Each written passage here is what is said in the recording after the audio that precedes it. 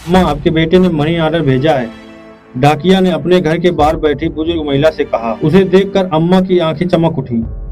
उसने कहा, बेटा पहले मैं अपने बेटे से बात कर लूं। अम्मा आशा भरी निगाहों से उसकी ओर देख रही थी, लेकिन डाकिया ने बात टालने की कोशिश की और कहा, अम्मा मेरे पास इतना समय नहीं है कि मैं हर बार आपके बेटे को फोन कर सकूं। डाकिया जाना चाहता था, लेकिन अम्मा ने उसे टोकना शुरू कर दिया। उसने कहा, बेटा इसमें बस थोड़ा समय लगेगा। अम्मा, हर बार फोन करने की जिद मत करो, डाकिया ने उत्तर दिया।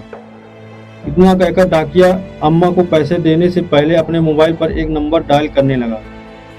ले लो, लेकिन ज्यादा बात मत करो, डाकिया ने अपने मोबाइल अम्मा को थमाते हुए कहा। अम्मा ने उसके हाथ से मोबाइल ले लिया। बेटे से 1 मिनट मोबाइल पर बात करने के बाद अम्मा खुश हो गई। उसके झुर्रियों वाले चेहरे पर मुस्कान फैल गई। हजारों रुपए हैं अम्मा, यह कहते हुए डाकिया ने उसकी ओर 10-100 रुपए के नोट बढ़ा दिए। पैसे निकाला और डाकिया को देते हुए बोली, इसे रख लो बेटा। क्यों अम्मा, डाकिया ने पूछा। अम्मा मुस्कुराई और बोली, यह मनी ऑर्डर देने के अलावा आप मुझे मेरे बेटे से बात भी करने दीजिए। इसमें पैसा खर्च होना चाहिए, यही है ना, तो इसे रख लो। डाकिया इनकार करता रहा, लेकिन अम्मा ने जबरदस्ती उसे 100 रुपए थमा दिए और ढेर सारा आशीर्वाद देकर चली गई। पोस्टमैन अभी वहां से कुछ ही कदम आगे बढ़ा था कि अचानक किसी ने उसके कंधे पर हाथ थपथपाया। डाकिया ने पीछे मुड़कर देखा तो सामने मोबाइल फोन की दुकान चलाने वाला रामू खड़ा था। यहाँ कैसे? डाकिया ने पूछा।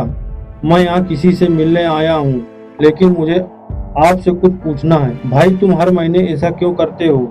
रामू ने डाकिया से कहा। मैंने क्या किया है? डाकिया ने घबराते हुए पूछा। रामू बोला, हर महीने तुम अपनी जेब से अम्मा को पैसे दिए करते हो। इतना ही नहीं, तुम मुझे उसका बेटा बनाकर उससे फोन पर बात करने के लिए पैसे भी देते हो।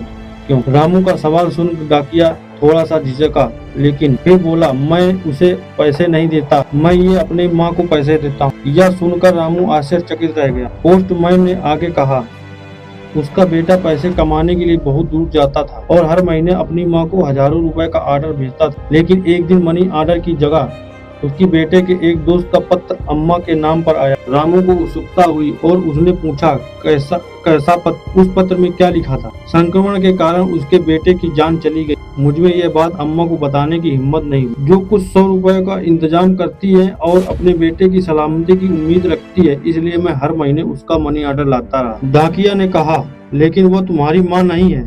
रामू ने कहा। पोस्टमैन ने जवाब दिया, मैं भी अपनी माँ को हर महीने 1000 रुपए भेजता था, लेकिन अब वो नहीं रही। यह कहते हुए पोस्टमैन की आंखें भर आईं। रामू जो हर महीने उससे पैसे लेता था और अम्मा से उसका बेटा कहकर बात करता था, यह सुनकर अवाक रह गया।